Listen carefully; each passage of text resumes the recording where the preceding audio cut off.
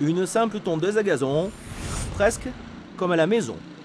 Aux petits soins pour une pelouse chauffée en permanence à 6 degrés. Il s'agit de la dernière grande opération du chantier du stade, l'une des plus importantes. La pelouse pousse. Semée il y a un mois, vous pouvez voir qu'elle est là, et ça c'est une première. C'est une première parce que jamais, pour des raisons de délai, et nous avions pu semer une pelouse dans un stade en construction. Et à Bordeaux, c'est ce que nous avons fait. Et cette pelouse sera jouée après être restée 6 mois en état de pousse dans le site. Le terrain, objet de toutes les attentions dès la pose de la sous-couche, le substrat. Un savant dosage utilisé pour la première fois en France. Sa solidité est primordiale pour permettre ensuite à la pelouse de résister à tous les assauts.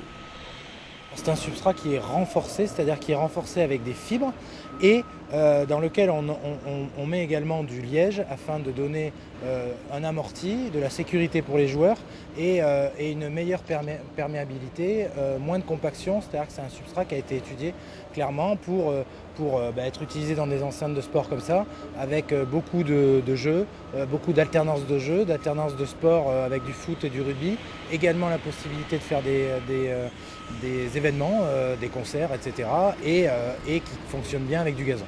Le terrain donc et les tribunes où les 43 000 fauteuils ont été installés. Chaque place a même été testée afin que la visibilité soit partout parfaite.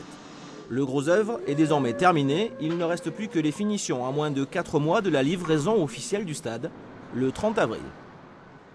Quand on le voit comme ça, on a l'impression qu'il est fini. Donc on a envie maintenant que ce beau travail qui a été fait soit découvert par les spectateurs et par les Bordelais et tout l'ensemble des habitants de Gironde et d'Aquitaine. La plateforme que vous voyez ici, c'est la tribune ouest. La butte de terre qui est à gauche, ce sera le futur emplacement de la pelouse. 2 ans et demi de travaux pour faire sortir de terre un stade de 185 millions d'euros, le moins cher de tous ceux construits pour l'Euro 2016 de football. Au plus fort de l'activité, 800 ouvriers ont travaillé quotidiennement sur le site.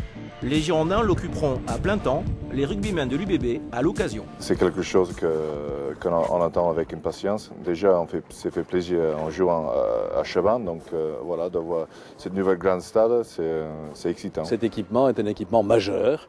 Il va contribuer au rayonnement de notre agglomération tout entière et de notre région. Vous savez que sur la façade atlantique, ce sera le seul grand stade moderne. La nouvelle enceinte, qui n'a pas encore de nom officiel, sera inaugurée le 23 mai lors de la rencontre du championnat de France de football entre les Girondins et Montpellier.